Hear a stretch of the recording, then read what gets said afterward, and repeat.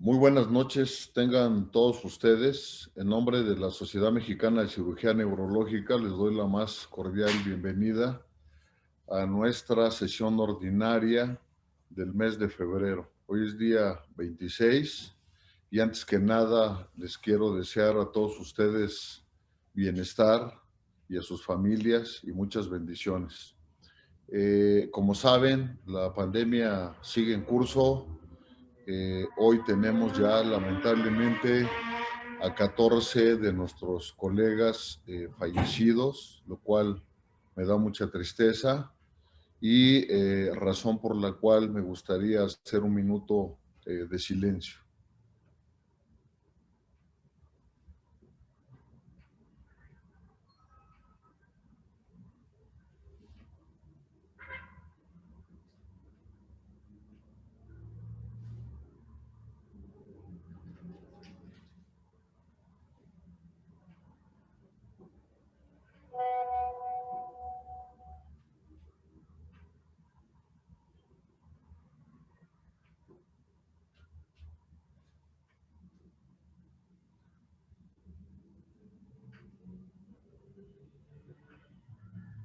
Bueno, vamos a dar inicio a la sesión general del mes de febrero con la lectura del acta anterior de la sesión previa. Adelante, para lo cual voy a ceder la palabra al doctor Armando Alpizar, el secretario de nuestra sociedad. Adelante, Armando, por favor. Hola, ¿qué tal? Buenas noches. Siguiendo con el orden del día, vamos a dar lectura a la sesión, al acta ordinaria del mes de febrero del 2020, que fue la última que llevamos a cabo de manera presencial. Esto obviamente para su aprobación. Siendo el día 21 de febrero del 2020 en la ciudad, se lleva a cabo, en la Sociedad Mexicana, en el seno de la sesión de la Sociedad Mexicana de Cirugía Neurológica a las 20 horas, la sesión y se lleva a cabo la conformación del Presidium, la cual está conformada por la vicepresidenta, doctora Bárbara Nettel Rueda, secretario, doctor Armando Alpizar Aguirre, y el secretario ejecutivo, el doctor José Alberto Israel Romero Rangel. Preside la vicepresidente, doctora Bárbara Nettel Rueda, da la bienvenida y anuncia que el presidente de la sociedad, el doctor José Antonio Serrano Sánchez, se disculpa por no poder asistir por motivos de salud. A continuación, se da la palabra al secretario en turno de la sociedad para continuar con la misma. El doctor Armando Alpizar Aguirre, haciendo mención del examen del consejo, así como de sus examinados, anuncia que la sesión está siendo grabada y transmitida en línea en la página de la sociedad y da lectura al acta anterior. Se comentan dos correcciones menores en nombre y mención del nuevo cargo en la mesa directiva y es aceptada por unanimidad. Posteriormente, continúa dando lectura a la orden del día y presenta a los presidentes de las diferentes secciones, los cuales pasan a su vez a hacer la respectiva presentación de su programa de actividades anual como parte del Plan Nacional de Desarrollo de Neurocirugía. Expone el doctor Jorge Arturo Santos, de Cerebrovascular, el doctor Félix Domínguez Cortines, de Columna, doctor José Edgardo Valerio, de Oncología. El doctor López Félix pide la palabra para hacer mención del Congreso del siglo XXI, donde también toma actividades la sección de Oncología. Continúan exponiendo el doctor Marco Antonio Barajas, de Endoscopía, el doctor Gustavo Aguado Carrillo, en nombre del doctor Julián Soto Abraham, de Estereotaxia. El doctor López Félix toma la palabra para hacer mención de que es una ofensa para la sociedad que no se presente el presidente de la sección a la sesión. Continúa la doctora Griselda, de Pediatría, la doctora Katiuska, Radiocirugía. La doctora Katiuska expone en lugar de la doctora María Elena González por motivos de salud, que es la encargada de la sección de nervio periférico. Expone el doctor Daruni Vázquez en lugar de la doctora Sara Patricia, de la sección de epilepsia. Nuevamente toma la palabra el doctor Alpizar para hacer mención acerca de la denominación de nuestro colegio, que es Congreso Mexicano de Cirugía Neurológica, y da paso a asuntos generales. El doctor Alpizar hace algunos anuncios. En primer lugar, el funcionamiento de la página de la sociedad, la firma con El Seiber el pasado viernes 28 de febrero de 2020. El doctor Valerio menciona que los trabajos del Congreso de Residentes de Pachuca obtuvieron becas para su congreso en Miami, así como todos los participantes. Asimismo, anuncia que en dicho congreso habrá un premio, el cual es un fellow en su instituto por un año con beca económica. Se mencionan los ingresos de los nuevos socios, el doctor José Ascensión y el doctor Jorge Luis Guerra Moyano, los cuales aceptan. El doctor David Guerrero menciona el Congreso del ISEM en el Estado de México en mayo del 2020. El doctor Rangel Castillo toma la palabra para hacer mención de un oficio firmado por miembros de la sociedad, en donde se solicita una asamblea ordinaria dando lectura a la misma y se recibe dicho documento para darle trámite. El doctor Guinto toma la palabra solicitando además se presenten los estados de cuenta de las últimas 5 gestiones.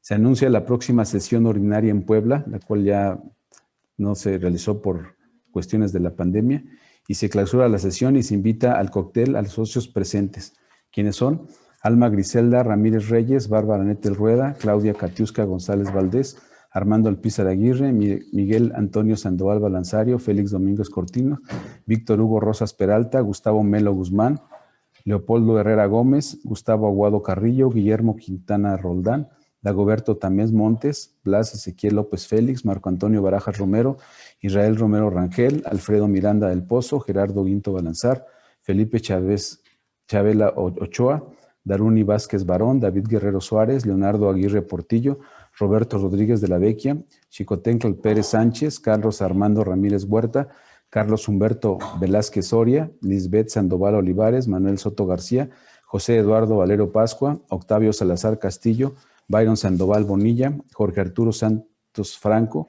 Teodoro Valenzuela Hernández, Eric Ariñez, Iván Doria Giraldo, Carlos David Cruz Azuara, Herbie Reyes Soto, Ricardo Ramírez Aguilar, Carlos Castillo Rangel, Edna Herminia Cicajal Meneses, Carlos Israel Linares Loera y Jonathan Ramírez Ureña. Si están de acuerdo, se procede a la aprobación del acta. Perdón. Armando, solo mi nombre es José Edgardo, pusiste José Eduardo. Sí, más bonito. Pero bueno, lo vamos a cambiar. Un error de teclazo. Bueno, si no hay ninguna objeción a la lectura del acta anterior, vamos a continuar con nuestro programa científico. El día de hoy estamos de lujo. Tenemos representadas acá 2 instituciones muy importantes de neurocirugía en el país. Una comandada por un neurocirujano joven, el doctor Ulises García, y me refiero al Hospital Central Sur de Alta Especialidad de Pemex, y la otra comandada por una persona ampliamente reconocida en México, en Latinoamérica y en el mundo, cirujano vascular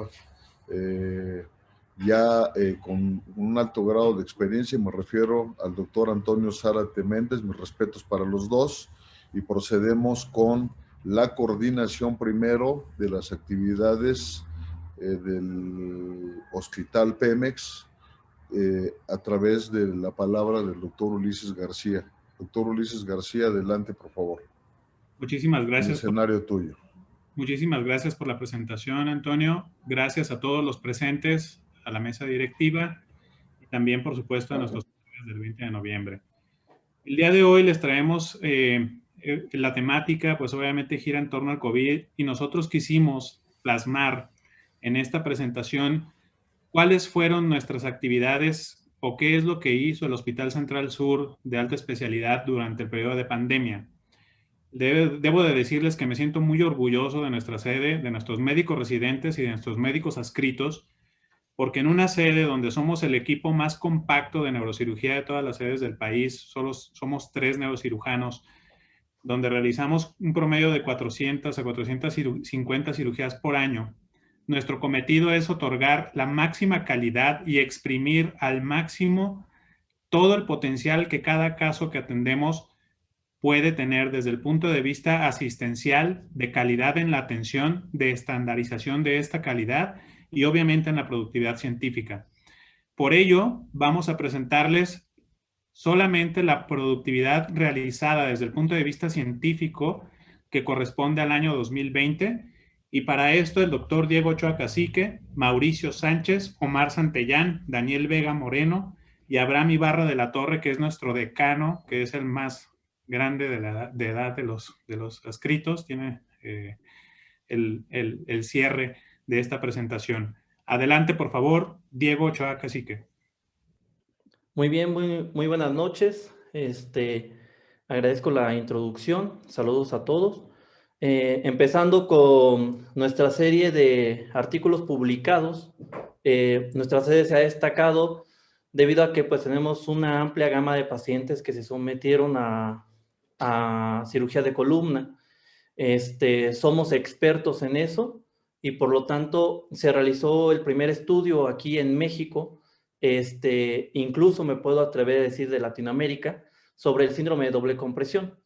Como sabrán, el síndrome de doble compresión es muy controversial debido a que algunos expertos, de hecho, han puesto en duda su existencia.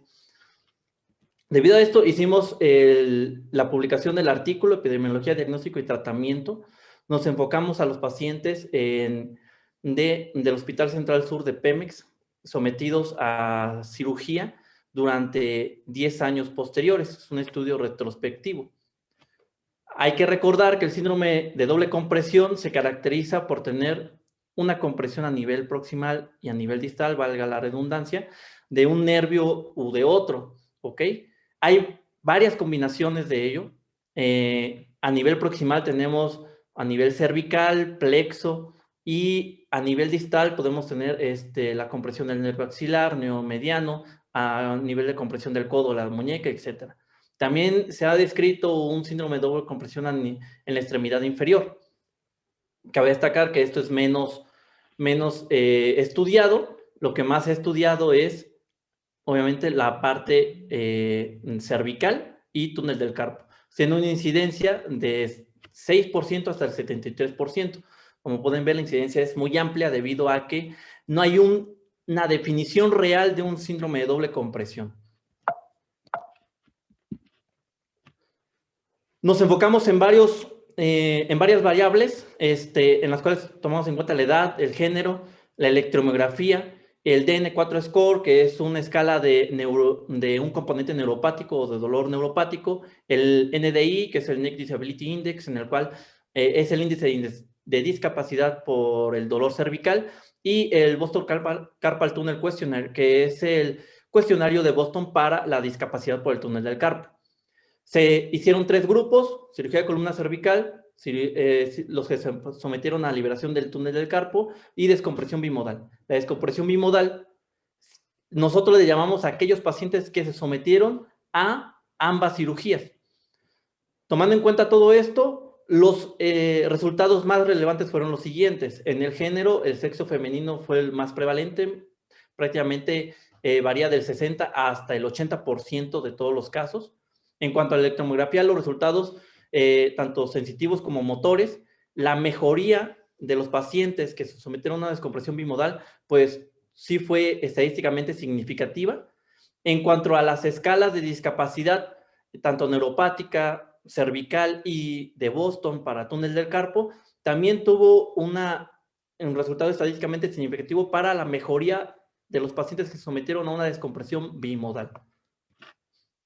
En conclusión, les invitamos a leer nuevamente el artículo porque con esto nosotros concluimos e incluso podemos recomendar que hay que tratar la compresión que es clínica y electrofisiológicamente se encuentra más afectada. No recomendamos tratar al mismo tiempo la misma patología. Se les ocurrirá, digamos, tratarlo que tiene clínica de ambas patologías, pero siempre hay que retratar la que se encuentra más afectada. En caso de continuar con los síntomas, se tiene que valorar un segundo procedimiento quirúrgico, ya sea si es compatible con nivel cervical o túnel del carpo. Y la descompresión bimodal aparentemente tiene buenos resultados en este estudio retrospectivo, pero hay que valorar al paciente de acuerdo a su evolución en cuanto al tiempo.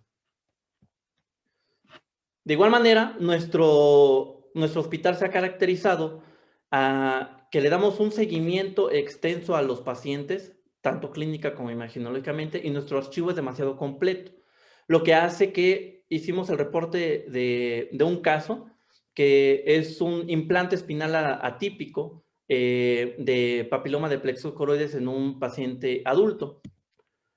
Se publicó, digo, en este año, de igual manera, en el Surgical Neurology International, y tomando como preámbulo, los papilomas representan del 0.4 al 0.6% de todos los tumores intracraneales De este tipo de implantes, solamente se describen 35 casos, siendo los más comunes a nivel ventricular, fosa media y espinal. Este caso particular es el número 36 y es el número 8 a nivel de a nivel espinal lumbar.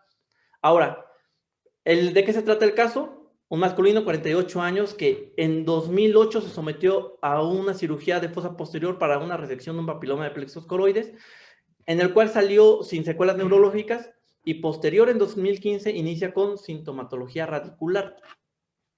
Les muestro la imagen de resonancia magnética del 2008 del papiloma de plexos coroides a nivel del cuarto ventrículo, y les muestro la imagen de resonancia magnética en la cual la sintomatología que presenta ya en 2015, en el cual se observa una lesión intraespinal que desplaza y compromete las estructuras nerviosas del canal espinal. Nosotros tenemos la posibilidad y la tecnología de realizar un abordaje de mínima invasión, un abordaje tubular, por lo cual, por el tamaño y por la facilidad y nuestro expertise, sometimos al paciente a dicho abordaje.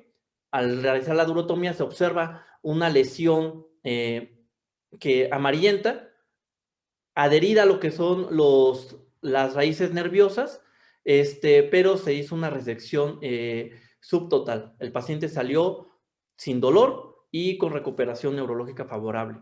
El estudio histopatológico es compatible con el mismo papiloma de plexos coroides que presentó a nivel del cuarto ventrículo en el 2008. No son casos muy comunes, pero yo creo que hay que conocerlos debido a que hay que tener una alta sospecha, ya que no siempre se presentan estos implantes. Se han presentado casos de 1 año hasta 10 años en el cual se han presentado dichos implantes a nivel espinal. Este sería el caso número 36 a nivel mundial, y el primero en México, y en el 8º a nivel lumbar en el mundo. Gracias. Como menciona mi compañero y como menciona el doctor Ulises García, el jefe de servicio, nuestra sede se caracteriza por la amplia experiencia que se tiene en patología de columna, tanto cervical, torácica, lumbar, tanto degenerativa como oncológica. Y en este caso, me toca presentarles este case report que se presentó en la International Journal of Surgery Case Reports, y se trata sobre un paciente femenino de 25 años de edad, nefrópata por una enfermedad autoinmune, y que su cuadro clínico fue una cervicalgia progresiva sin ningún trauma asociado. La paciente se maneja desde hace 3 años con hemodiálisis.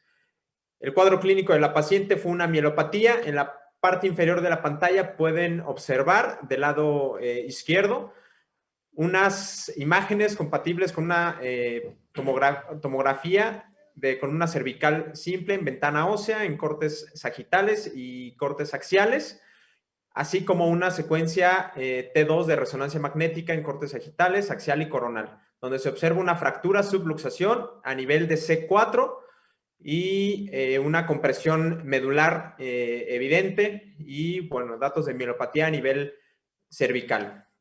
En la otra imagen se puede observar el sistema protésico, que con cierta facilidad se le ha otorgado al servicio de neurocirugía con secundaria a todos estos casos que se han presentado, un sistema protésico llamado ADD Plus de titanio. Se sometió a esa paciente a procedimiento quirúrgico con una recuperación postquirúrgica de su cuadro clínico basal. Se observa una tomografía postquirúrgica con reparación de la dinámica de la columna cervical y recuperación funcional. Y en la porción inferior se observan datos histopatológicos compatibles con un tumor pardo. Y como conclusión, bueno, pues los tumores pardos son lesiones no neoplásicas, conocidos como osteoclastomas, habitualmente en pacientes nefrópatas sometidos a hemodiálisis, con localización habitual en mandíbula. Habitualmente estas lesiones son secundarias a hiperparatiroidismo, y, bueno, son complicaciones frecuentes en esta localización, y es por un desorden de la resorción ósea. Lo que se llama la atención de este caso y lo que fue sujeto a un case report es que es el caso número 12 reportado en el mundo, y el caso número 1 en México y en Latinoamérica a nivel de columna cervical. Hola, buenas noches. Yo soy Omar Santellán y voy a demostrarles en esta parte de la presentación otra parte de la productividad de nuestro servicio de neurocirugía, que es el abordaje de la patología de columna lumbar. Este artículo fue publicado en la revista Interdisciplinary Neurosurgery y es producto del trabajo de compañeros residentes y de médicos adscritos de nuestro Hospital Central Sur, del Hospital Central Norte de Pemex y del Hospital Regional de Villahermosa. Como conocemos, la patología facetaria lumbar es una de las principales causas de atención en la consulta médica. También es una de las principales causas de ausentismo y de discapacidad en la población trabajadora de petróleos mexicanos. Conocemos en parte de la literatura que el bloqueo facetario diagnóstico es una herramienta diagnóstica y terapéutica con buenos resultados para la patología facetaria. Debido a las características propias de la articulación facetaria, la inervación propia que tiene y los cambios que se pueden generar en esta zona, ya sea por cambios degenerativos propios de la edad o por cambios posquirúrgicos, debido a los cambios en la anatomía de la columna, esto puede generar dolor a nivel facetario. Existe mucha literatura y muchos artículos publicados sobre el uso del bloqueo facetario diagnóstico en patología facetaria degenerativa, pero existen pocos artículos que hablen sobre la aplicación en pacientes postquirúrgicos. Por eso nos atrevimos a hacer este trabajo, que es el primer trabajo que habla sobre el síndrome facetario postquirúrgico lumbar. Para este estudio hicimos el análisis en un tiempo de 2 años de pacientes mayores de edad que cumplían con criterios clínicos e imagenológicos de síndrome facetario. A su vez, dividimos estos pacientes en 2 grupos, en aquellos que tenían cirugía de columna y aquellos que eran vírgenes y no tenían ninguna cirugía previa en la columna. Los resultados los mostramos de manera resumida en esta tabla, fueron interesantes. Obtuvimos 64 pacientes con diagnóstico de síndrome facetario lumbar, de los cuales 37 tenían antecedente de una cirugía en columna lumbar y 27 no tenían ningún antecedente de cirugía lumbar. Vimos que es predominante la patología degenerativa en mujeres y la patología posquirúrgica es más frecuente en hombres. Para hacer el análisis del resultado del bloqueo facetario, utilizamos 2 escalas, Oswestry y EVA. Estas escalas las utilizamos previas al bloqueo facetario, 6 semanas después del bloqueo y 6 meses después.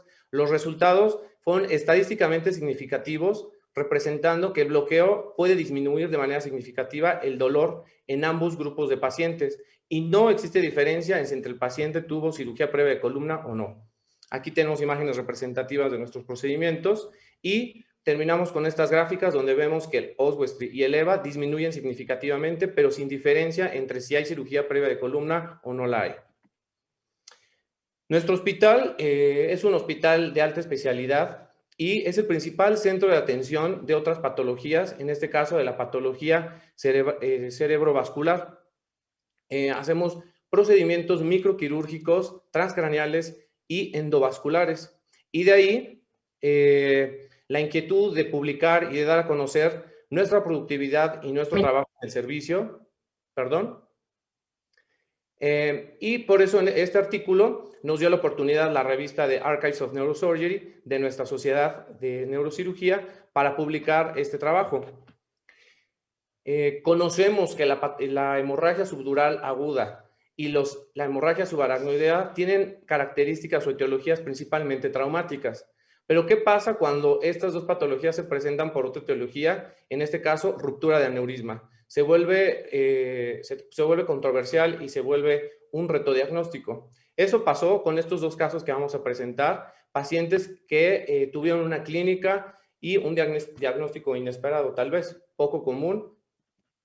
Aquí tenemos paciente de 47 años, femenino, que inicia con cefalea de inicio brusco y un deterioro neurológico rápidamente progresivo. Se le hacen estudios de imagen, tomografía de cráneo y vemos datos de hemorragia subdural aguda asociados a hemorragia subaracnoidea, datos de herniación uncal y una pequeña área de hemorragia parenquimatosa.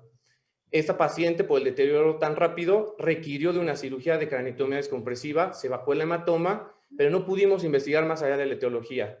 resolvimos la urgencia. Se estabilizó la paciente en unidad de cuidados intensivos y 12 horas después, una vez que la paciente estaba en condiciones hemodinámicas, acudimos a sala de hemodinamia, hicimos una angiografía cerebral diagnóstica y encontramos un aneurisma en segmento comunicante de la arteria carótida interna del lado derecho. Esta fue la causa de la hemorragia. No era nuestra primera sospecha diagnóstica que un aneurisma ocasionara esto, pero eso fue lo que encontramos. La decisión fue no volver a intervenir al paciente transcranealmente y aprovechar el recurso endovascular para disminuir la morbilidad. Así pasó en otro caso, otra paciente con misma presentación, hemorragia subdural, hemorragia subaracnoidea, en este caso tomografía y resonancia que nos permitieron ver una imagen saccular en relación al aneurisma. Entramos a cirugía, descomprimimos, queríamos ir por el aneurisma, pero el edema cerebral es importante y no nos permite. La paciente estaba inestable, salimos de cirugía, unas pocas horas después nos damos la oportunidad de ir a investigar la etiología. Angiografía, la misma situación, un aneurisma roto que ocasionó este déficit y esta presentación clínica. Se embolizó. Ambas pacientes con buena evolución postquirúrgica y, bueno, lo que aportan estos artículos es dar a conocer cómo se utilizan cómo se debe hacer la sospecha diagnóstica adecuada, la utilización de las herramientas diagnósticas y dar la prioridad a resolver la urgencia quirúrgica y después investigar las etiologías. Es todo. Buenas noches. No solamente la terapéutica es una de las principales ventajas con las que disponemos en cuanto a los recursos humanos y materiales que cuenta el hospital, sino que el abordaje diagnóstico es prácticamente la piedra angular para poder elegir un buen tratamiento. En este caso, patología vascular no es la excepción. Presentamos el caso de una disfunción atípica, de una disfunción ventrículo-pleural, secundaria a una hemorragia aneurismática oculta. Este artículo fue publicado el año pasado, en agosto, en la revista Annals of Medicine and Surgery. Y como introducción, conocemos que generalmente los adultos, 16% de ellos después de la colocación de una válvula en el primer año van a presentar una disfunción del sistema de derivación. Dentro de las causas, la más frecuente es la obstrucción del catéter proximal por causas mecánicas. La segunda es la patología infecciosa. Y una tercera causa se considera una disrupción o una ruptura de todo el trayecto del sistema de derivación.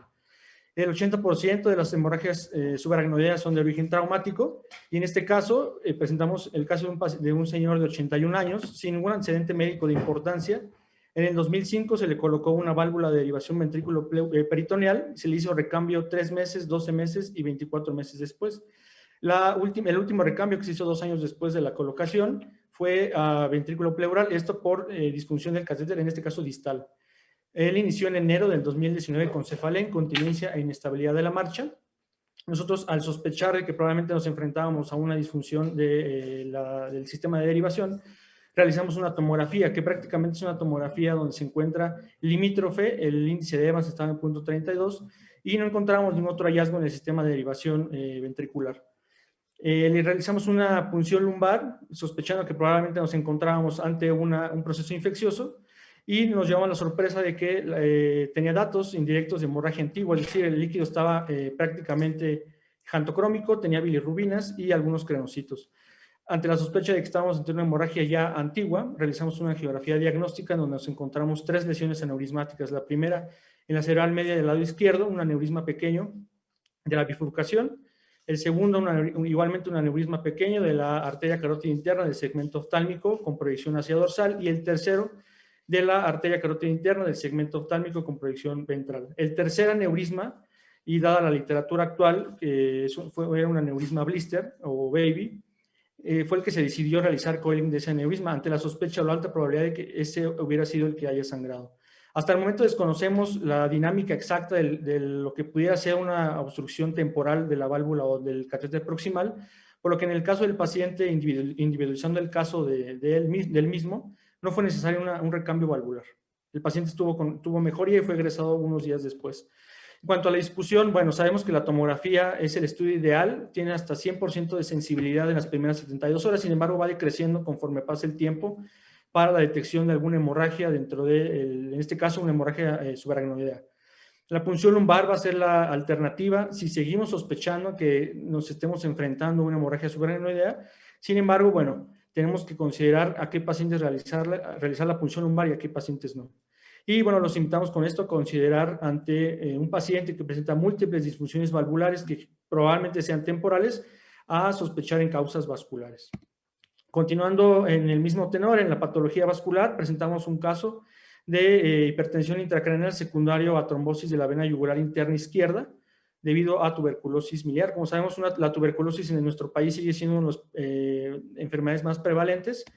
Y bueno, este artículo fue publicado a inicios de este año, en enero del 2021, en la revista Surgical Neurology International. Como introducción, sabemos que la trombosis de la vena yugular interna es extremadamente rara, de forma única, y generalmente se debe a causas diatrógenas. Esto quiere decir a colocación de catéter, ya sea un catéter subclavio o un catéter yugular. Y generalmente cuando sucede una trombosis de la vena yugular interna, se presenta o ya sea de forma sintomática, ligero dolor en el sitio, en la trayectoria del vaso, o alteraciones en los miembros torácicos, ya sea edema, eritema o aumento de volumen. Presentamos el caso de una mujer de 30 años con antecedente de cirugía abdominal por tuberculosis peritoneal. Nosotros la recibimos 15 días después de esta intervención en el departamento de urgencias con cefalea, oftalmoplegia dolorosa, somnolencia, dolor en el brazo derecho, así como eritema y edema. Ante la sospecha de una trombosis probable de la vena subclavia o de la vena cefálica del brazo, se le realizó un ultrasonido cervical donde reportó trombosis de la vena yugular interna y múltiples adenopatías cervicales. Este hallazgo se corroboró con una tomografía tóraco-abdominopélvica contrastada, en donde podemos ver en la región mesentérica y en la región cervical múltiples adenopatías cervicales. De hecho, se alcanza a ver una hipodensidad en la trayectoria de la yugular interna, del tronco brachiocefálico izquierdo y de la vena subclavia izquierda. Ante la repercusión intracraneal que la paciente presentaba, realizamos una angiografía diagnóstica en donde se ve prácticamente amputada la vena yugular interna del lado izquierdo y colateralidad por la vena yugular externa del mismo lado, así como aumento del volumen de la vena yugular interna del lado derecho. La paciente fue tratada con heparina de bajo peso molecular, tuvo mejoría y fue egresada unos días después sin complicaciones. En cuanto a la discusión, bueno, sabemos que, como comentaba, la tuberculosis es una de las patologías altamente prevalentes en nuestro país y pues cumple con los 3 criterios presentados por Virchow, que son la éstasis sanguínea, hipercoagulabilidad que produce el bacilo per se y un daño endotelial directamente hacia el vaso. Y bueno, este es el primer caso reportado con repercusión intracraneal por solamente obstrucción de uno de los vasos, en este caso de la vena yugular interna del lado izquierdo. Y por último, continuando nuevamente con patología vascular, presentamos el caso, un artículo que se titula Análisis retrospectivo de 2 pruebas diagnósticas, el ultrasonido Doppler contra la angiografía cerebral diagnóstica en población mexicana. Este artículo fue publicado el día de ayer, ya se encuentra disponible online, fue aceptado el 17 de febrero en la revista Interdisciplinary Neurosurgery. Como sabemos, el evento vascular cerebral es la primera causa de discapacidad de nuestro país y una de las 5 principales causas de muerte en mujeres. Un alto porcentaje de estos pacientes se van a tener origen cardiogénico, sin embargo, otro alto porcentaje también va a ser secundario a enfermedad carotidia. Y a veces nos casamos con la idea de que la enfermedad carotidia solamente significa un porcentaje en estenosis. Sin embargo, hay un limbo de pacientes que no tienen una estenosis significativa, es decir, tienen estenosis menor del 50%, pero que presentan alteraciones en la placa, como en este caso, en esta imagen que podemos encontrar aquí de angiografía, donde tiene una úlcera carotidia y este paciente tiene una estenosis del 45%, es decir, no es significativa, sin embargo, presenta una úlcera. En cuanto a los materiales métodos, este fue un estudio analítico retrospectivo en donde se realizó el análisis epidemiológico básico de la presentación de los pacientes, el motivo por el que nosotros lo recibimos en nuestro servicio, que generalmente es por pacientes asintomáticos. Otro porcentaje es por ataques isquémicos transitorios y el menor porcentaje es por EBC isquémico. En cuanto a la comparación de las pruebas, el ultrasonido Doppler carotídeo mostró una sensibilidad para una estenosis de 50% o más, del 78%, que no es muy diferente a lo que se ha reportado en la literatura, que ronda en un 75 a un 90% aproximadamente, y un controversial 0% para la detección de úlceras carotídeas. En cuanto a la especificidad, fue del 53% y ulceración de la placa, el 90%. En cuanto a la discusión, conocemos alternativas no invasivas para el diagnóstico de la enfermedad carotídea, es decir, el ultrasonido sigue y seguirá siendo el estudio inicial para estos pacientes porque es menos invasivo, porque expone a menos riesgos al paciente. Sin embargo, el detalle más importante es que es operador dependiente. Entonces, el riesgo de un evento vascular cerebral en pacientes que presentan úlceras carotídeas, independientemente de que tengan o no estenosis significativa más del 50%, es de 13% veces más. Por lo tanto, invitamos también al análisis más juicioso o a una obsesión por la detección de esta patología debido a la alta prevalencia en nuestro país. Doy paso al doctor Ibarra también. Muchas gracias. Gracias, doctor Soriano. Gracias, doctor Ulises García, doctor Alpizar y los asistentes. El tema que vamos a presentar es una línea de trabajo neuroquirúrgico en neurocirugía pediátrica propiamente, y es un tema que ya tenemos seguimiento de dirrafismo espinal oculto. El dirrafismo espinal oculto genera médula anclada. Hay muchas patologías, entre ellas el lipomielo-meningocele. Vamos a hablar de este, que es el principal procedimiento neuroquirúrgico pediátrico realizado ahí en el hospital. Su diagnóstico, más bien su término descrito en 1708 por Robert Bigelow, y su evolución se presenta una vez en cada 4,000 nacimientos vivos, y se presenta más en mujeres que en hombres. Aquí presentamos la clasificación de Chapman, la clásica. Hay otras de Mutukumar y demás en relación a la clasificación de estos lipomas. Esta es una tabla donde resumimos los pacientes en cuanto a la edad de presentación y tratamiento quirúrgico, como el caso número 10 a los 219 meses de edad, casi a los 18, y tenemos casos de seguimiento hasta 84 meses, y el grado funcional de Hoffman. El grado 0 es el mejor, el grado 4, el 5 es el peor, donde no se mueven, y el grado 4 es cuando usan algún equipo para poder caminar. Seguimos aquí presentando. Ese trabajo se envió para participar en la ISPN, en el International Society for Pediatrics of Neurosurgery, en el meeting del 2020. Por situaciones de la pandemia se difirió para este año 2021 en Singapur, y ahí mostramos que también está en revisión un trabajo aceptado, al menos el abstract, para presentar en Child Nervous System, publicación en Berlín, Alemania, y un trabajo que está en revisión. Continuando con este trabajo, hemos presentado, seguimos en las diapositivas, hemos presentado este trabajo en Guadalajara, en un congreso del CIAN, Congreso Internacional de las Asociaciones Médicas de Actualización Médica de los Hospitales Civiles de Guadalajara, donde hay hasta 5,000 participantes, desde estudiantes hasta médicos especialistas. Hemos compartido estos trabajos con Nueva York, la doctora Zulma en especial, y también se ha presentado el mismo Pemex. En este caso presento esta imagen por la última reunión de residentes de neurocirugía en Pemex, siendo el doctor Luis jefe de neurocirugía, y aquí recordando al doctor Florentino Hernández, fue de la segunda generación de egresados de Pemex de neurocirugía, y estuvo en Toluca. Vamos a concluir mencionando que son imágenes típicas quirúrgicas de pacientes con lipomielo-meningocele, y lo que encontramos en la parte inferior izquierda, desde el aspecto histológico, lipoma, músculo, condrocitos y demás. La que sigue, por favor. En este caso es una publicación previa de un dirrafismo espinal oculto. No es lipomielo-meningocele, pero es una forma de médula anclada a nivel cervical, C7T1. La que sigue, por favor. Y pues es el tratamiento para disrafismo espinal oculto es seguro y efectivo. Obviamente, si usamos avances tecnológicos como el neuromonitoreo intraoperatorio, instrumentación microquirúrgica, las imágenes son importantes, la resonancia, ultrasonido antenatal y demás, y sabemos que si puede haber un deterioro clínico, de acuerdo a una historia natural, hay que romperla, esa historia natural. De preferencia, prevenir progresión neurológica, y si se puede, cirugía a los 6 meses de edad o antes. Es lo que recomienda la literatura. Gracias. Agradezco muchísimo a todo el equipo que acaba de hacer esta presentación de qué es lo que somos en el servicio de neurocirugía del Hospital de Petróleos Mexicanos. Me siento muy orgulloso tanto de los médicos residentes como de estos médicos adscritos.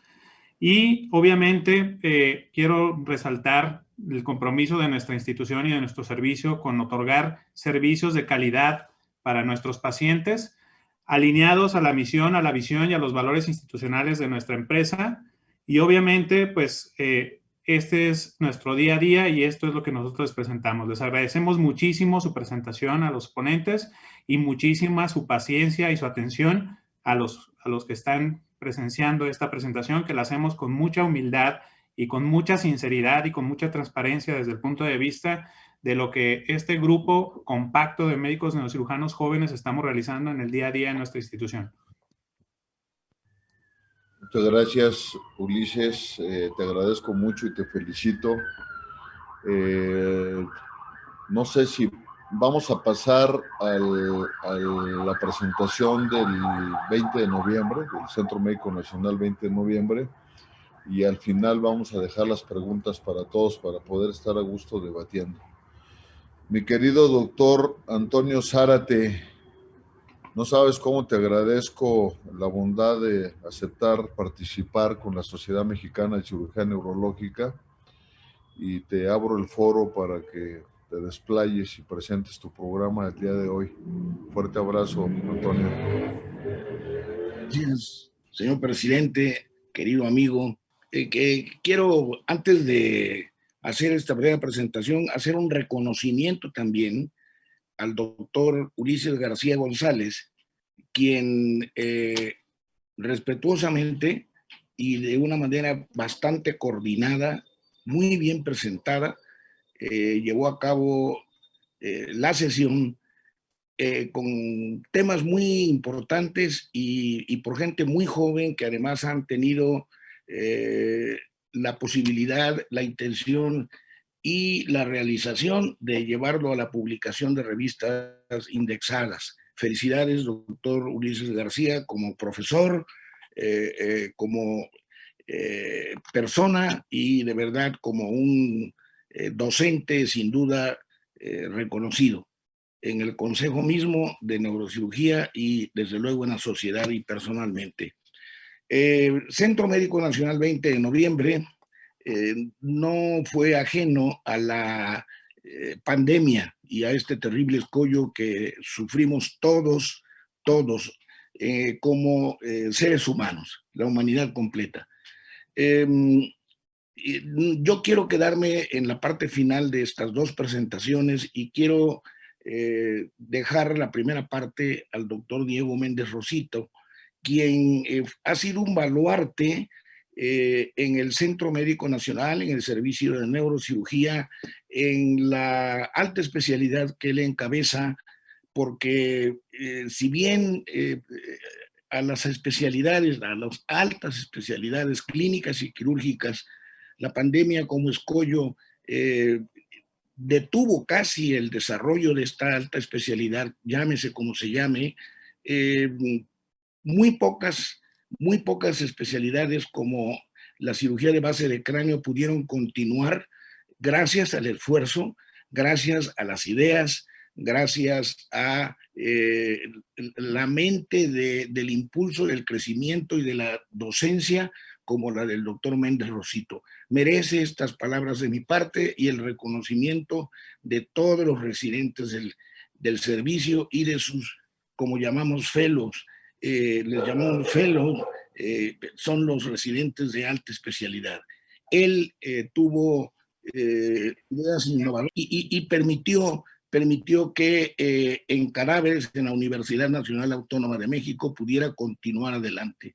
Doctor Méndez Rosito, por favor, su presentación. Adelante. Muchísimas gracias.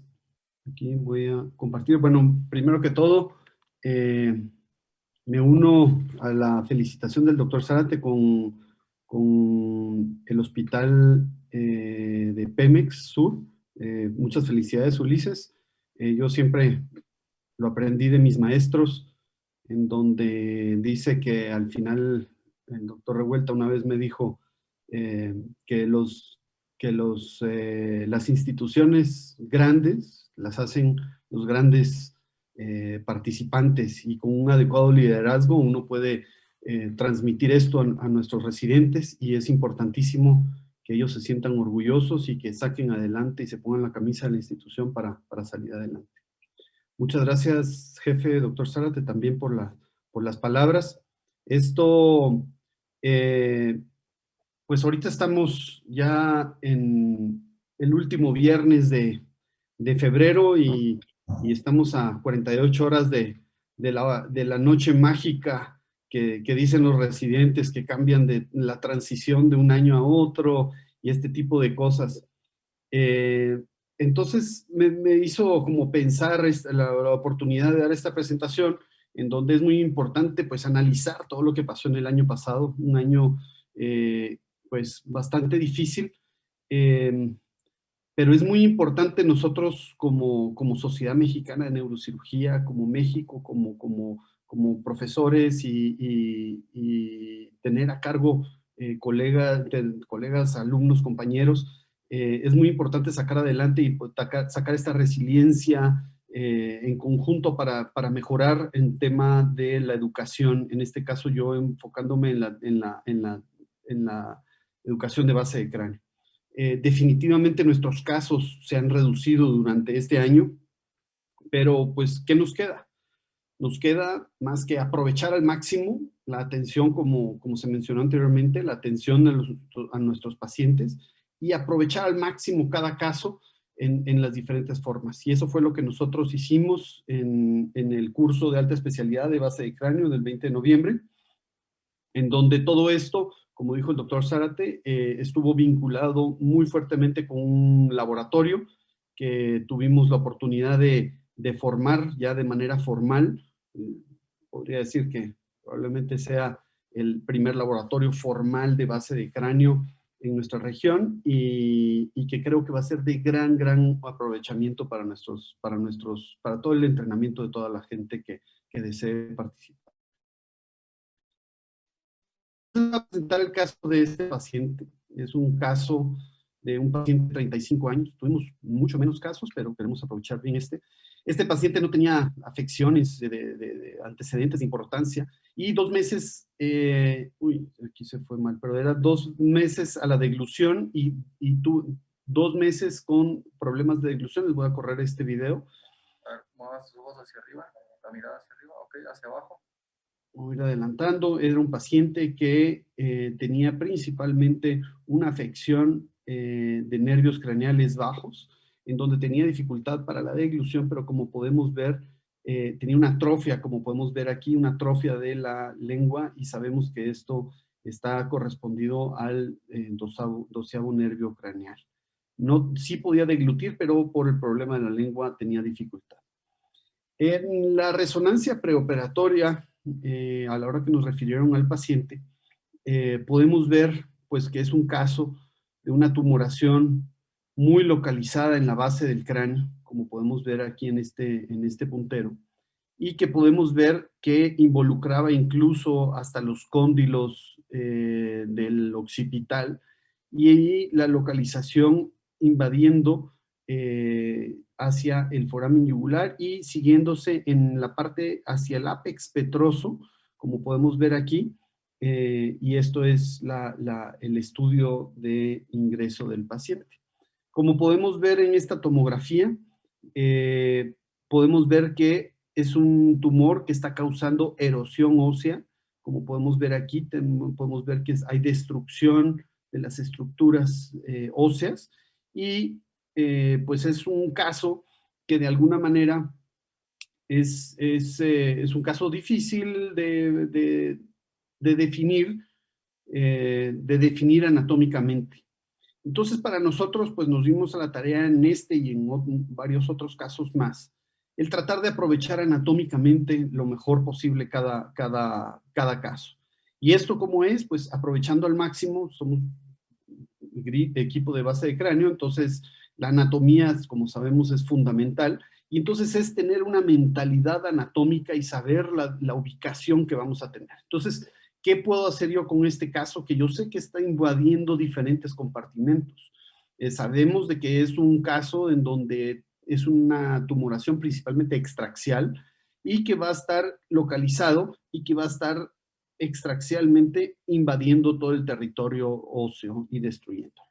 Entonces, este análisis nos hizo identificar las imágenes, analizar los diferentes corredores quirúrgicos que podemos tener. Por ejemplo, ¿qué pasaría si hacemos solo un abordaje transnasal? ¿Qué pasa si solo hacemos un abordaje farlateral? ¿Qué exposición podemos tener? O incluso hacer un abordaje transmaxilar para encontrar diferentes ángulos. Entonces, hacer este tipo de análisis y llevarlos a cabo en cadáver antes de hacerlo en el paciente, creo que eso marcó este año para nosotros. Entonces, nosotros agarramos y hacemos es un tumor muy similar a este que se encuentra aquí en esta localización, que va a tener una estrecha relación con la rodilla, en la transición de la rodilla en el segmento cavernoso, de la parte petrosa a su segmento cavernoso. Entonces, utilizar este corredor y combinarlo, pues nos hace llegar a tener un mejor ángulo de ataque para poder atacar lo más lateralmente. Entonces, estas son imágenes hechas por nuestros fellows, en donde pues es muy rápido describirla o verla, pero al final de cuentas es mucho trabajo el que hay atrás de todas estas imágenes. Son imágenes en donde, primero que todo, conseguir el espécimen y que tener la facilidad para hacerlo en un laboratorio. Segundo, pues la inyección, tener la planeación, tener la ejecución de poder llegar y hacer cortes coronales para poder analizar cada caso. Y sabemos de que, por ejemplo, en este caso tenemos aquí está la lesión, aquí está el seno esfenoidal, tenemos lo que va a ser las coanas y comprender la anatomía que nuestro tumor va a estar localizado en esta localización. Entonces tenemos que tener diferentes accesos. En este caso, en este paciente, iniciamos con un abordaje en conjunto con otorrino para hacer un abordaje transmaxilar. Y entonces aquí podemos ver que tenemos las coanas, tenemos un fresado muy similar a esta imagen que tenemos aquí de nuestro espécimen. Si nos enfocamos en esta área, pues sabemos que esta va a ser una imagen en donde vamos a tener aquí el vómer y tenemos ya aplicado este conocimiento directo a nuestro paciente. Tenemos aquí la localización del seno maxilar, tenemos aquí todo lo que son los senos interceptos del seno esfenoidal y tenemos aquí la localización y estamos identificando en un momento dado la apófisis pterigoides, que eso va a ser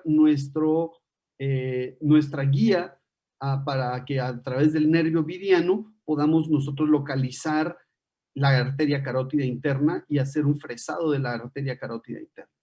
Entonces, este va a ser nuestro trayecto. Me voy a ir adelantando un poquito por cuestiones de tiempo. Aquí podemos ver que ya tenemos la arteria carótida interna que se encuentra parcialmente expuesta y nosotros vamos a continuar con un fresado en toda esta área. Podemos ver aquí la arteria carótida, esta es fresando, identificando el nervio vidiano, la apófisis pterigoides, la podemos ver aquí, y entonces a la hora que la vamos identificando, pues eso va a ser nuestra referencia anatómica para poder localizar esto. Esto fue parte únicamente del primer tiempo quirúrgico y después nuestros fellows igualmente hicieron un abordaje en el cadáver en donde sabemos que este es el abordaje que utilizamos para un abordaje hacia el cóndilo del occipital. Se identifica y se diseca por planos, se identifica la arteria occipital y ya una vez que bajamos todo el plano muscular tenemos lo que es el triángulo suboccipital para identificar lo que va a ser C1 y la identificación de lo que va a ser la arteria vertebral. Ya una vez que tenemos la identificación y liberación de ese triángulo, vamos a nosotros tener aquí la exposición hacia el cóndilo y que sabemos que este es nuestra área afectada por el tumor. Entonces aquí este es un ejemplo solamente para ver lo que es el cóndilo del occipital y el cóndilo de C1, la unión. Y esto es exactamente el sitio donde va a ser nuestro fresado, en donde tenemos la patología. Ahora nos damos la vuelta y podemos ver aquí, al igual que les mostramos hace un rato, tenemos aquí la arteria vertebral, tenemos C1, tenemos aquí el cóndilo del occipital y aquí el cóndilo de C1. Entonces, esto es en conjunto con el fellow y con el médico adscrito, que es su servidor, en donde estamos, digamos, guiando y haciendo en conjunto, pero la identificación anatómica podemos ver que aquí ya empezamos a tener hueso que se encuentra en malas condiciones generales, que se ve un hueso infiltrado por tumor, como podemos ver ahí, y entonces aquí el fellow continúa con el fresado, muy importante la identificación de los cóndilos, voy a ir adelantando un poquito, y ahí el fellow está fresando parte de lo que va a ser el cóndilo, y vean las características se envía para un transoperatorio, nos dan un cordoma, entonces sabemos que tenemos que ser lo más agresivos posibles. Nuestro límite medial aquí en este fresado va a ser lo que va a ser el agujero del 12º nervio craneal, como podemos empezar a ver ahí, que ya empezamos a ver la parte del 12º nervio craneal. Entonces, vamos a continuar. Continuamos aquí. Aquí podemos ver a través de aquí podemos ver el 12º nervio craneal, el hipogloso, y estamos identificando y estamos viendo ya para nosotros poder completar este caso, porque había más segmentos afectados, hicimos una mastoidectomía para poder hacer más fresado del área y tratar de hacer un fresado lo más extenso posible, como lo estamos haciendo ahí. Y en fosa media nos fuimos hacia el ápex petroso, ya que vimos de que estaba la parte más alta infiltrada también por tumor. Entonces estamos tratando de fresar ahí lo más extenso que se pueda. Entonces, en un tercer tiempo, pues evidentemente fresamos todo el cóndilo. Sabemos de que es un paciente que va a quedar inestable y entonces el equipo de columna vertebral hace una fijación occipito-cervical, que eso lo hace el equipo de ellos, que nosotros no estamos en esa área. Y este es el resultado postoperatorio. Podemos ver de que se trabajó totalmente en el área, se hizo un fresado completo de la parte del cóndilo. Esta es la resonancia postoperatoria, un colgajo que dejamos aquí nasoseptal para la reconstrucción, pero es, al final de cuentas, una adecuada resección.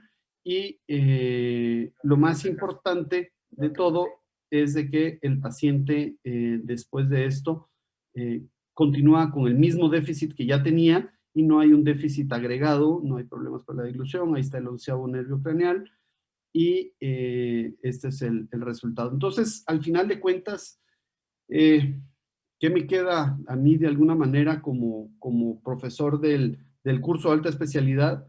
Pues al final de cuentas me queda esto: tratar de aprovechar al máximo, tratar de estar unidos y tratar de transmitir y aprender juntos, porque esto es algo que hacemos juntos. El estar nosotros transmitiendo y hacer investigación y estar continuando para optimizar los recursos que tenemos y optimizar la educación en este grupo. Muy bien, doctor Bender Rosito. Muy bien. Me toca a mí. Voy a tratar también de ser breve, y quiero aprovechar antes de iniciar, desearle salud y saludar a mi querido paisano y amigo, el doctor Mauro Loyo Varela, que lo veo aquí en la asistencia. Bueno, esta fue la primera diapositiva que puse. Permítanme un segundo. Ahí está. Enfermedad carotidia es el tema que seleccioné para esta noche. La enfermedad carotidia, que tradicionalmente ha sido del cirujano vascular angiólogo y que originalmente fue del cirujano general inclinado hacia la cirugía vascular, hoy en día debe también estar incluida en el entrenamiento, en el conocimiento y en el manejo del neurocirujano vascular. Debe, pues, pertenecer al campo de la neurocirugía vascular. Y en la enfermedad carotidia podemos englobar o debemos englobar la enfermedad aterotrombótica, que es la más importante. Ya lo dijo uno de los ponentes del hospital de Pemex cuando tocó el punto de enfermedad carotidia para diagnóstico con ultrasonido, tiene una elevada prevalencia universal, no nada más en México, con unas secuelas devastadoras, la cuarta causa de discapacidad y una de las primeras causas de muerte por infarto cerebral. Los defectos de el curso de la arteria carótida interna en el cuello, que le llamamos dolicoarterias, los aneurismas, y quiero enfocar principalmente al tumor carotídeo.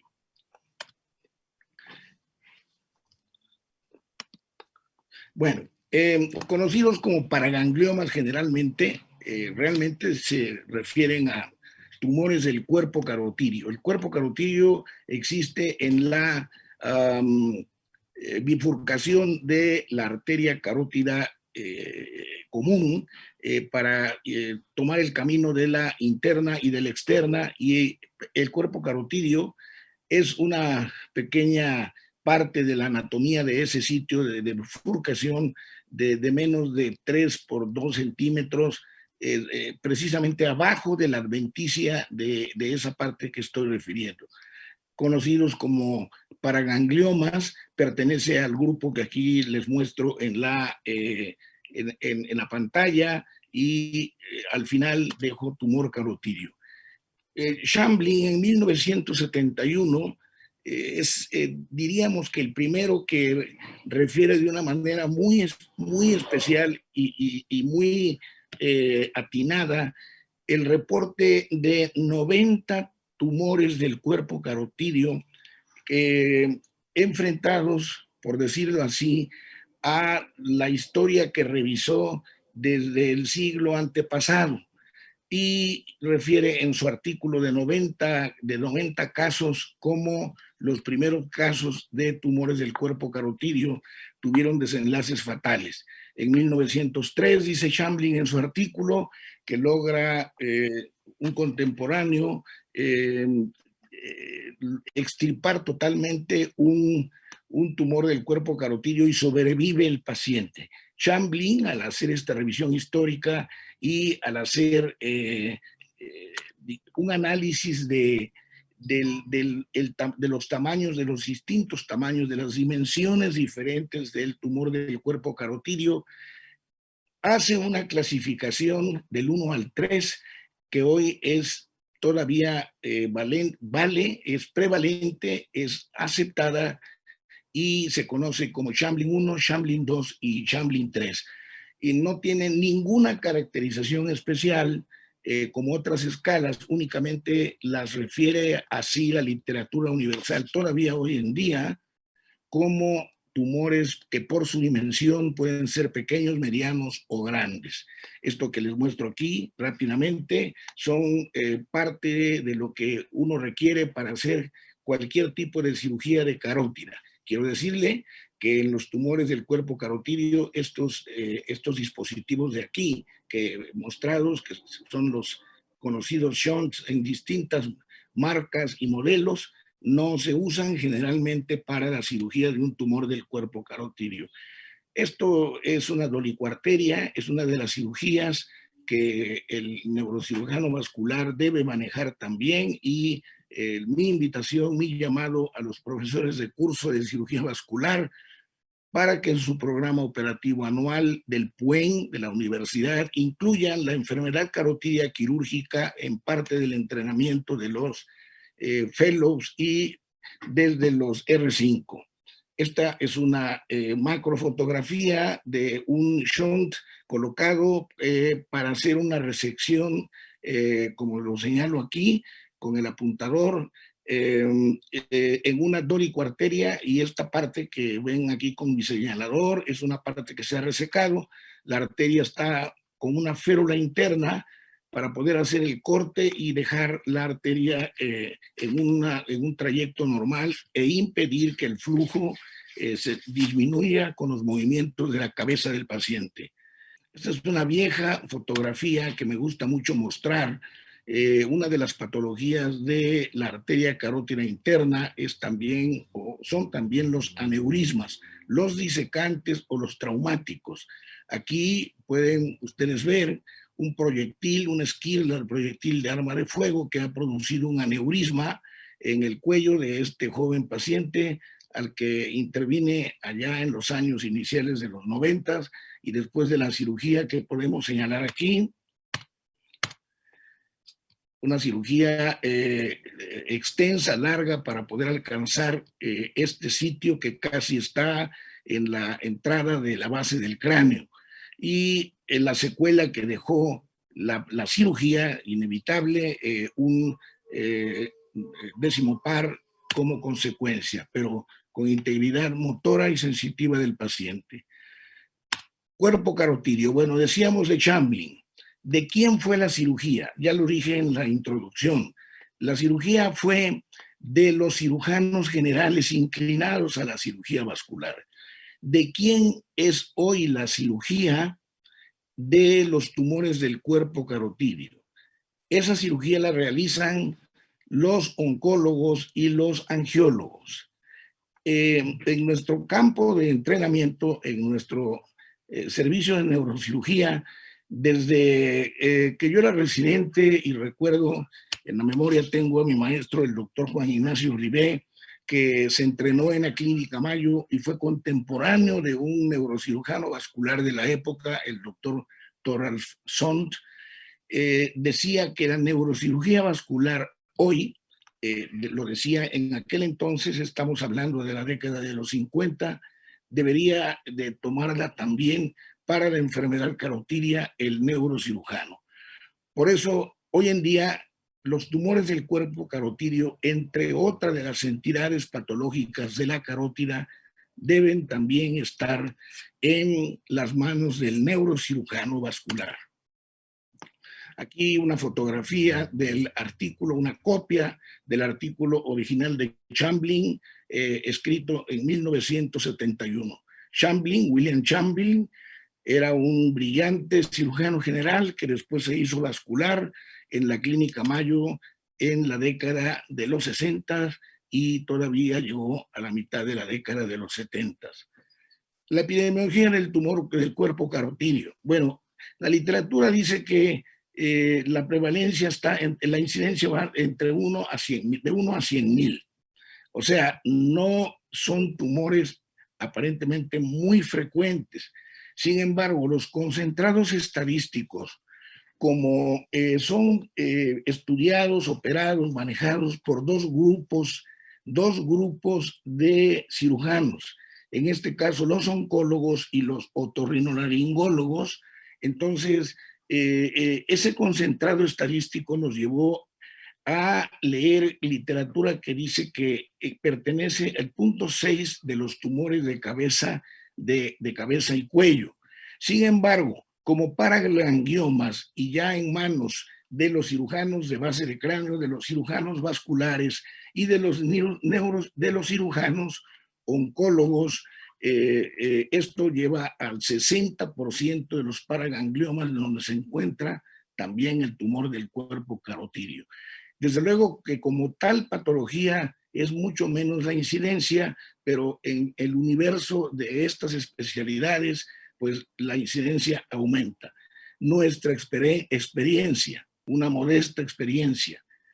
En 2010 tuve la oportunidad de operar el primer caso de un Chamblin 3, de una paciente que afortunadamente todo salió bien, pero pues era una paciente, todos sabemos el término recomendada y eso es lo que quiere decir, una recomendada, pero era una paciente más, con un Chamblin 3. Aquí empleé la técnica que describe en su artículo original Chamblin. Yo leí ese artículo y esto que quede como anecdótico, si ustedes me lo permiten. Leí el artículo de Chamblin de pies a cabeza, lo revisé y con eso abordé el tumor. La cirugía es menos compleja, a mi juicio, menos compleja que una endarterectomía que tenga 90% de estenosis por una placa de ateroma. ¿Por qué? Porque la extirpación del tumor, aún no habiendo sido embolizado, que es otra ventaja que actualmente podemos contar con ella, es una cirugía que se hace debajo de la adventicia. exactamente debajo de la adventicia. Es un camino lento, un camino pesado, un camino difícil, pero con microcoagulador bipolar es posible hacer la resección completa del tumor. Esta es una fotografía fija de un Chamblin 2 que se operó ahí en el servicio de neurocirugía. Este es el estudio de imagen por angiotomografía 3D. Y bueno, aquí tengo la post y este pequeño movimiento que les quiero demostrar de un Chamblin 2, unos segundos, unos minutos nada más, para mostrarles cómo al final de la resección con solo microcoagulación bipolar se pueden extirpar estos tumores.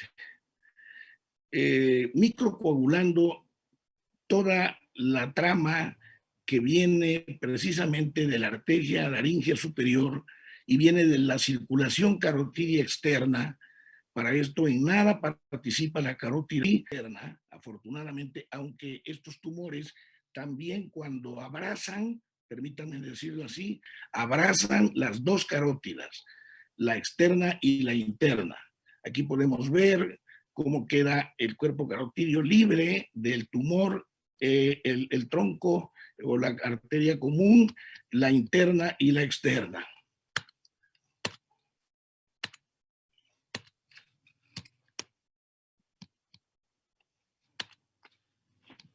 Permítanme, por favor.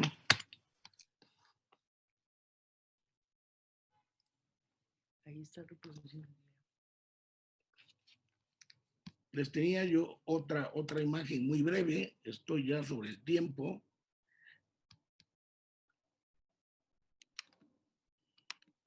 Esta es una última presentación que les quiero hacer, más breve que la anterior. Este tumor fue operado por un fellow en diciembre del 19, una de las últimas cirugías que se lograron hacer ahí en el Centro Médico 20 de noviembre, pero no, a ver, permítanme, porque aquí ya suele ocurrir. Aquí está, esta es. Aquí lo importante de esto es que el diagnóstico lo hacemos un poquito más artístico con la angio-TAC 3D, la angiotomografía en tercera dimensión. Esta es la incisión previamente marcada. Este es ya una de las partes finales de la cirugía y aquí ustedes pueden ver cómo esta cirugía que fue supervisada por su servidor y realizada por un fellow, se logró extirpar totalmente este Chamblin 2. Aquí está la arteria carótida interna, la externa y la ausencia de tumor. Bueno, tengo un breve letrero, ya me pasé un minuto, permítanme ustedes decirles que el doctor Sondt dejó un mensaje para la posteridad. El doctor Sondt dijo que todo lo que él había aprendido, lo había aprendido de los cirujanos generales que se habían inclinado a la cirugía vascular. Y dijo también que era de reconocer que sin eso que él había aprendido de ellos, no hubiera podido avanzar. Sondt tuvo una muerte prematura en 1988, 89 precisamente, muerte prematura porque no llegaba a los 75 años de edad, un linfoma de Hodgkin y el doctor Sondt dejó mucho pendiente por hacer. Pero una de las grandes enseñanzas es precisamente que la neurocirugía vascular debe tener dentro de su programa de enseñanza y de aprendizaje a la arteria carótida como parte de ella. Ese es el mensaje que también le quiero decir y dejar a los profesores de cursos de neurocirugía vascular. hagamos cirugía de carótida. Muchísimas gracias. Muchas gracias, querido amigo, hermano, tocayo y distinguido neurocirujano del Centro Médico 20 de Noviembre. Con esto terminamos la presentación de las dos instituciones y ahora tenemos un espacio para preguntas y comentarios. ¿Alguien del panel tiene alguna pregunta o comentario para todo lo que se ha presentado acá? Siéntanse con la confianza, por favor.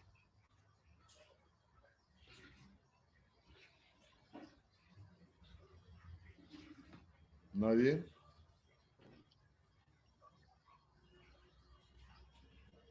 Tocayo, yo te quisiera preguntar a ti una cosa muy simple.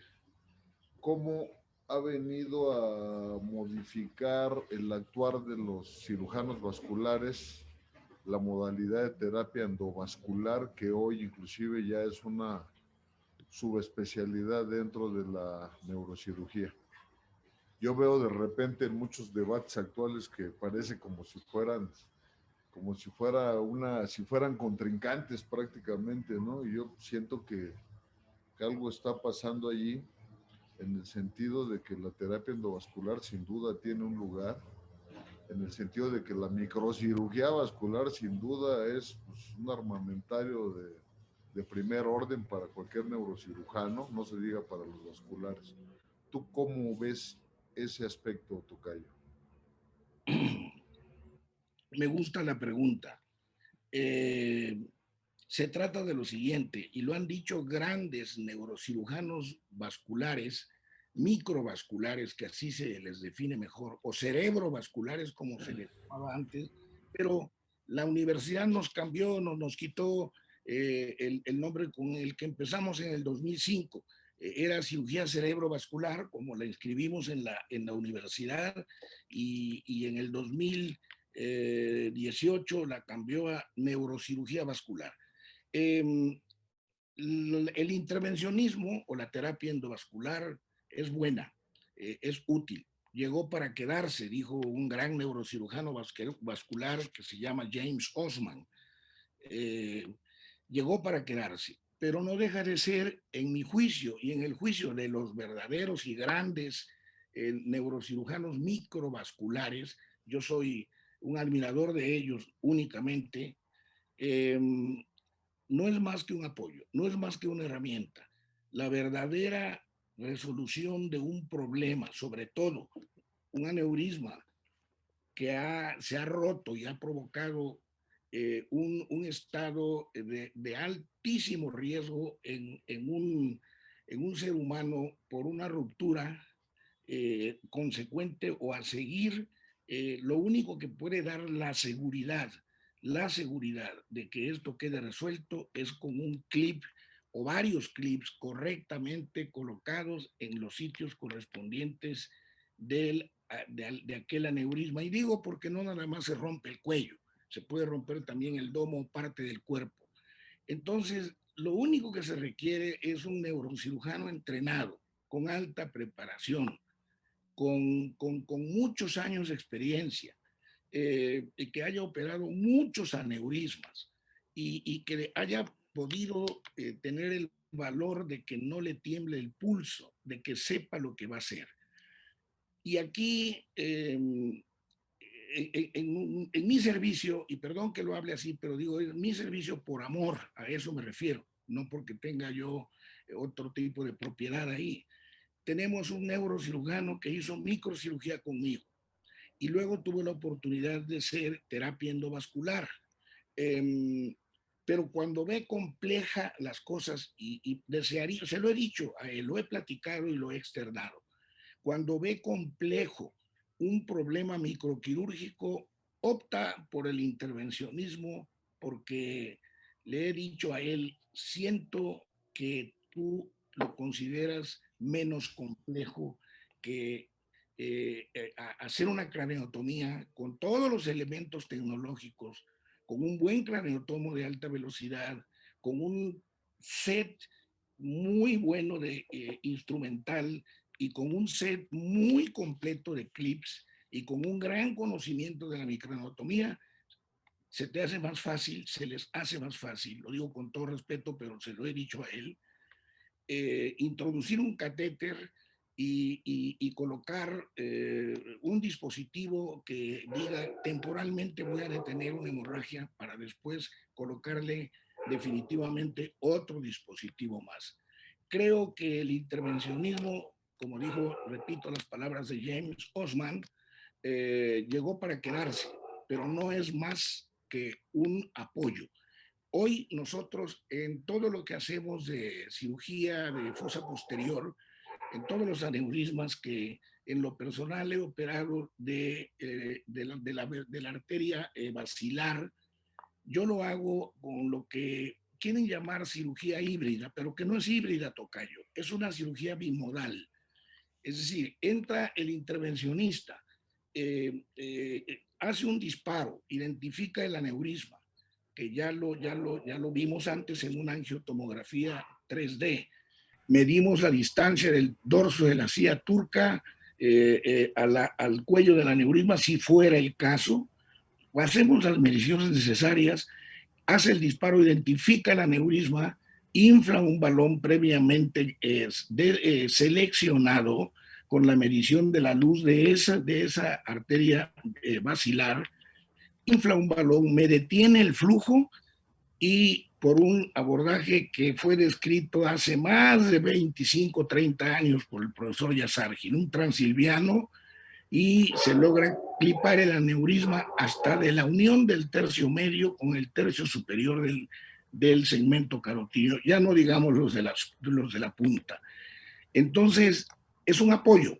Y sí, hay ocasiones, quiero concluir, tocayo, tu pregunta, en donde el intervencionismo en una persona con varias comorbilidades, con una edad avanzada, etcétera, etcétera, el intervencionismo puede ser una solución que en este caso puede evitar un resangrado y le da más facilidad o más oportunidad, mejor dicho, de tener algo menos invasivo como una craniotomía. Pero son casos muy especiales. Esa es mi opinión y no sé si respondí lo que me preguntaste.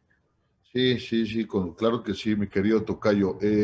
Estoy viendo acá en el link de preguntas y demás que ustedes tienen la bondad de que el resto, tenemos hoy una asistencia muy importante, hay más de 150 miembros de la sociedad aquí en esta reunión y no hay preguntas, y lo que sí hay son muchas felicitaciones.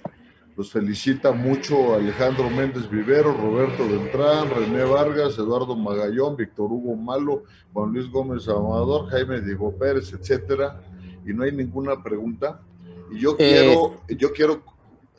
quiero comentar una par de cuestiones muy importantes para la sociedad que me quedan claros de esta sesión. Una de ellas es, y que tenemos que promover, y es muy importante para seguir manteniendo a la sociedad dentro de Latinoamérica a la vanguardia. La primera es el asunto de Ulises García, que hoy mostró a sus residentes con trabajos recientes que se han publicado en la literatura, y yo creo que esa es la forma como los servicios deberíamos en algún momento dado de actuar. En el momento que nosotros hagamos obligatoria la posibilidad de que los residentes publiquen, en ese momento nosotros vamos a destapar un potencial brutal de la Sociedad Mexicana de Cirugía Neurológica, porque tenemos los grandes centros donde se operan la monstruosidad de casos y muchas veces son anecdóticos porque no hay nada publicado. Entonces, quiero felicitar a Ulises.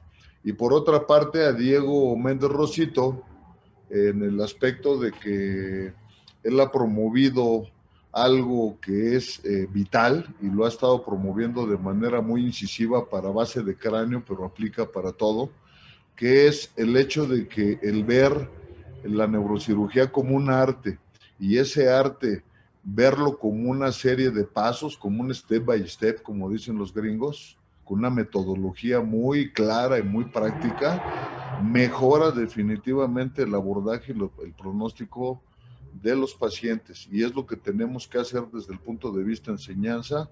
También te felicito, mi querido Diego. Creo que querías hablar, Valerio. Sí, Adelante, bueno. Valerio. Bueno, antes que nada, también mi Breve, felicitaciones por Valerio. Gracias. Adelante, Valerio. ¿Se me oye o no se me oye? Sí, adelante.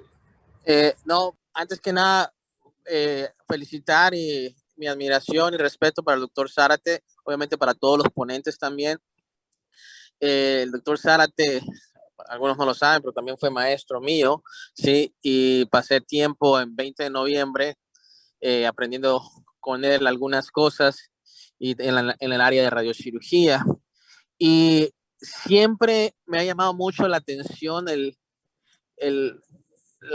como el destaque o la, ¿cómo se dice? El desarrollo de la cirugía vascular. Y me llamó mucho la atención ahorita su plática acerca de los tumores carotídeos. Y el punto que vengo a resaltar, que sería de comentar lo que él mencionó, ¿cuál es la sugerencia que él da para los diferentes programas de neurocirugía? Primero, para no dejar que se pierda ese territorio de la cirugía vascular. Y dos, ¿cuál considera, doctor Zárate, que debe ser la motivación para los neurocirujanos jóvenes para adquirir ese campo? Porque considero yo que cirugía vascular es el mercado de cirugía vascular está abierto para muchos neurocirujanos, pero a pesar de eso, cada vez son menos los que hacen nada más neurocirugía vascular. Entonces, ¿dónde está el fallo? ¿Por qué no existe esa motivación para que más neurocirujanos busquen ese lugar? Me gustaría sus comentarios. Resulta que tenemos hoy, y es voy a tratar de ser muy breve, pero resulta que tenemos hoy tres tipos de cirujanos que abordan las enfermedades cerebrovasculares, principalmente isquémicas, y que son los intervencionistas, que pueden ser radiólogos, neurólogos o pueden ser neuroradiólogos, y que hacen terapia endovascular.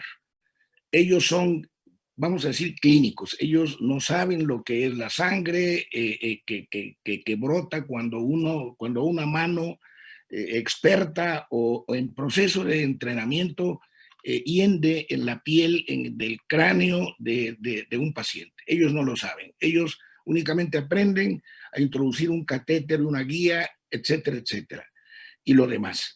Existe el neurocirujano que hace microcirugía, como es mi caso, nada más, microcirugía, y no hace intervencionismo. Y hoy en día, lo que precisamente preguntó el señor presidente, el doctor Soriano, el neurocirujano que están tratando de hacerlo mixto, pero que no ha caído en eso todavía, es el neurocirujano que hace intervencionismo, incluso ya fue aceptado en el Consejo Mexicano de Neurocirugía, de Cirugía Neurológica, como terapia endovascular. Cuando inicialmente habíamos dicho, hace 5 años, que se iba a llamar neurocirugía cerebrovascular y endovascular, pero bueno, le dieron el giro y hoy es terapia endovascular. Son neurocirujanos que hacen intervencionismo más que microcirugías, embolizan malformaciones, vamos a decir, las reducen en el altísimo riesgo de un sangrado. Aquellas grandes malformaciones que Sperler y Martin clasificaron y que eran inoperables, hoy son operables porque las emboliza. Y puede extirparlas un neurocirujano estándar, vascular estándar.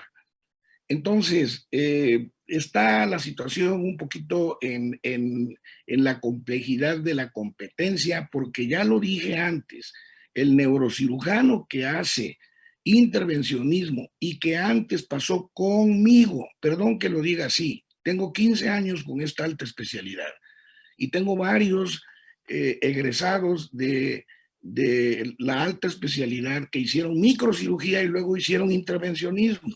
Las dos cosas, para poder hacer lo que yo llamo, bueno, que hoy se conoce en el mundo, es imposible luchar contra una corriente, se conoce como neurocirugía híbrida, vascular híbrida, pero que yo le llamo bimodal, porque el neurocirujano que está operando el cráneo, un aneurisma complejo, y está siendo apoyado con angiografías transoperatorias repetidas para ver cómo va el clipaje, el aneurisma, si tengo que no recolocar el clip, que me inflen el balón para detenerme el flujo, porque no tengo acceso a un clip temporal por el espacio tan pequeño que tengo, pero también es un neurocirujano que hace microcirugía. Debe ser así, y no lo es. Entonces, esto es algo que se tendrá que definir, pero ya la universidad lo abrió. Está el intervencionismo o terapia endovascular del grupo que ya mencioné, está el intervencionismo del neurocirujano que hizo microcirugía y a seguir hace intervencionismo o terapia endovascular, y estamos los que solamente hacemos microcirugía. Pero bueno, yo finalmente, o los que nada más hagan microcirugía, pues me apoyo con un intervencionista, ¿no? Cuando requiera yo ese apoyo, y eso pues es lo que puedo contestar, mi respetable doctor Valerio. Ok, el tiempo está un poco corto. Le voy a ceder brevemente un espacio al doctor Loyo, que quiere preguntar algo, y después al doctor Ulises García, que está levantando la mano para concluir con esto. Adelante, doctor Loyo, por favor. Antonio, muchos saludos a todos. Yo solamente quiero hacer dos breves comentarios. Uno es, Pepe, Valerio, tú sabes perfectamente bien que en Estados Unidos los que manejan los tumores carotídeos son los cirujanos del cuello. Así está decidido totalmente y ellos lo están manejando desde hace muchísimos años. Manejan cirujanos de cuello. Ese es el primer punto. Aquí en México, ya Toño habló de la historia, de los angiólogos, los neurocirujanos, y actualmente los neurocirujanos manejamos mucha carótida también.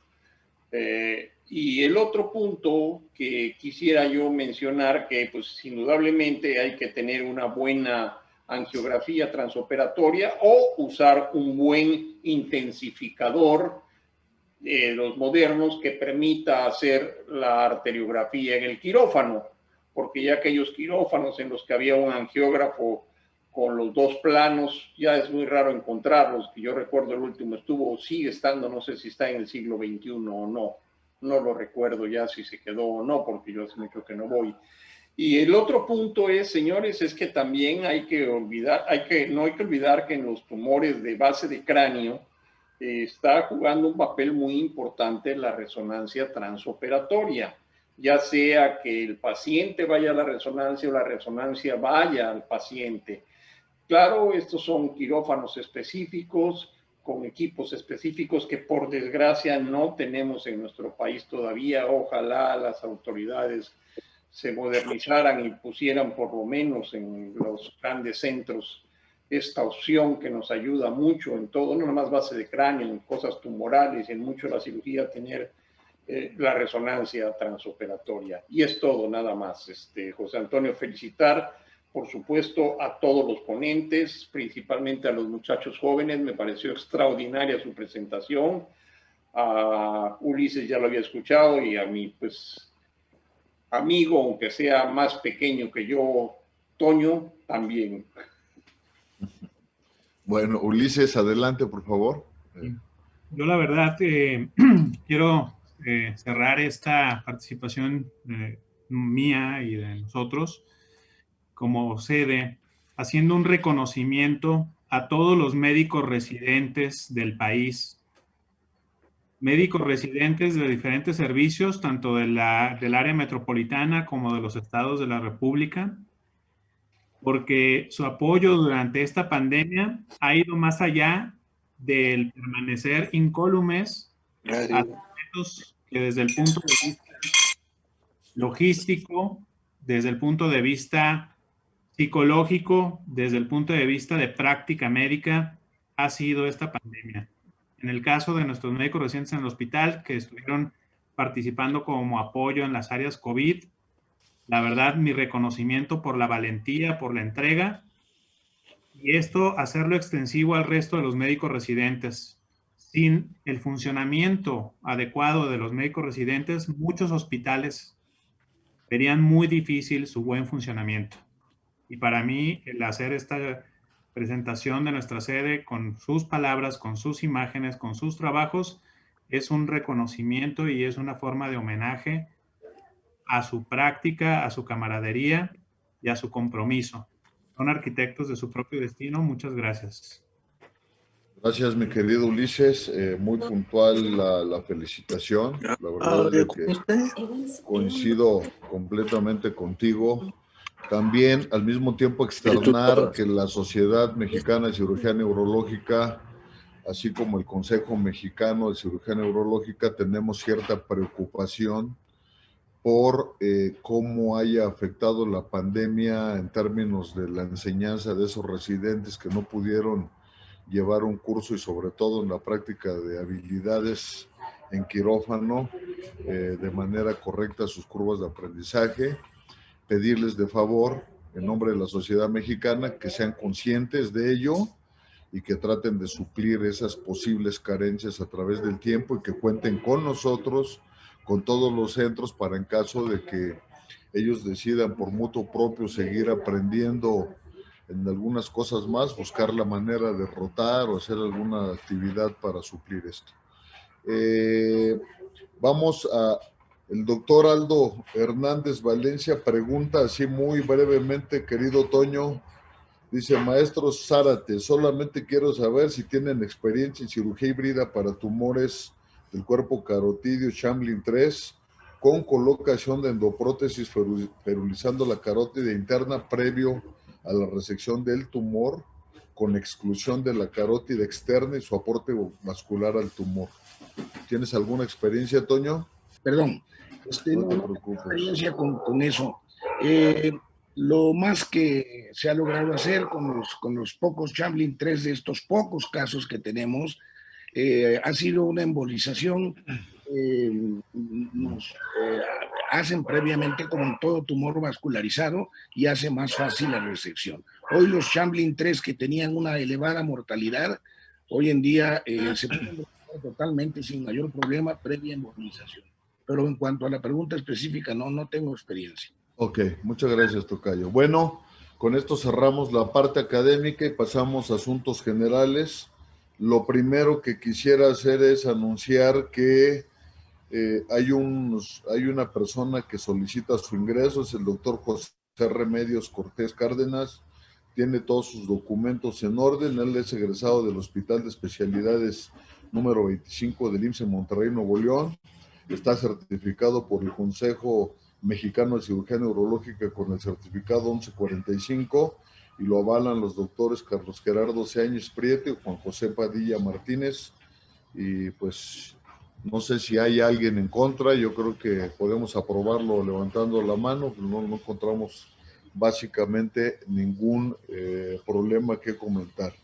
Lo segundo es que el doctor José Edgardo Valerio quiere hacer un brevísimo anuncio. Valerio, adelante. De una... No, adelante, por favor. Simplemente el capítulo, la sección, perdón, de columna de la sección de neurooncología los invita el próximo viernes a esta misma hora para el simposio combinado y vamos a tener al doctor Fessler de invitado especial que nos va a hablar acerca de tumores y toda la sección de columna hablando acerca de tumores de columna y su servidor acerca de radiocirugía de columna. Por favor, los esperamos. Les voy a mandar un PDF por el centro para que se puedan registrar. Gracias. Muchas gracias, Edgardo. El siguiente asunto es que les quiero comentar que la revista mexicana de cirugía neurológica en idioma inglés, que se llama Archives of Neurosurgery, ha tenido un gran éxito y hoy tenemos ya artículos para sacar los primeros 3 volúmenes. El próximo mes con bombo y platillo pensamos ya presentárselas, ya con el Sevier Commons, con la editorial de máximo prestigio en el mundo en temas de neurocirugía, y afortunadamente todo ha sido maravilloso. Les pido su colaboración a través de sus instituciones para promover la investigación y la publicación de todo lo que quieran, y para eso tienen su revista, que es la revista de la Sociedad Mexicana de Cirugía Neurológica. Y lo siguiente es que también el siguiente mes en la asamblea haremos la presentación oficial de la nueva imagen de la Sociedad Mexicana de Cirugía Neurológica, la imagen corporativa. Como les había dicho previamente, se ha registrado, ahora es una marca registrada, y además ya tenemos redes, también las anunciaremos ese día, pero ya están funcionando. Especialmente tenemos Twitter y Facebook y YouTube, y entonces la sociedad está bastante completa en ese sentido. Si no hay alguna otra cosa, les cedo la palabra, me despido de ustedes y les cedo la palabra al doctor Alpizar por si él tuviera alguna cuestión más que agregar. Armando, adelante, por favor. Hola, ¿qué tal? Nada más agradeciendo a toda su participación. Creo que es hora de acostumbrarnos a nuevas formas de comunicarte dentro de la sociedad. Necesitamos ir perfeccionando algunas cosas y detalles acerca de nuestras nuevas sesiones.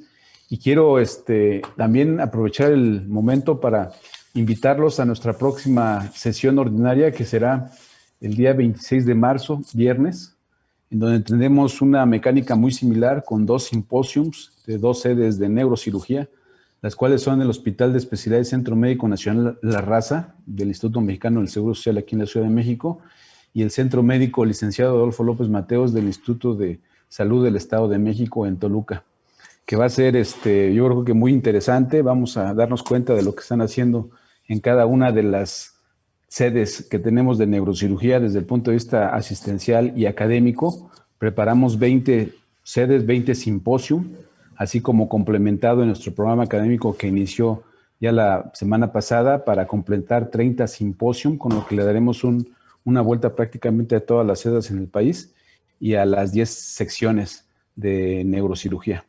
Entonces, esto es importante tenerlo en cuenta. El programa académico ya está en la página para que todos lo puedan consultar. Vamos a enviar con anticipación el programa y el orden del día.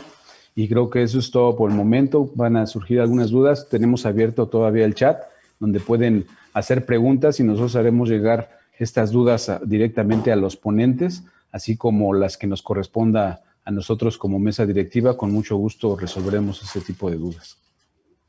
Muchas gracias, Armando. Y antes de decirles buenas noches a todos, para que lo vayan pensando, les comento que debido a la pandemia, cada vez estamos viendo más lejana la posibilidad de poder llevar a cabo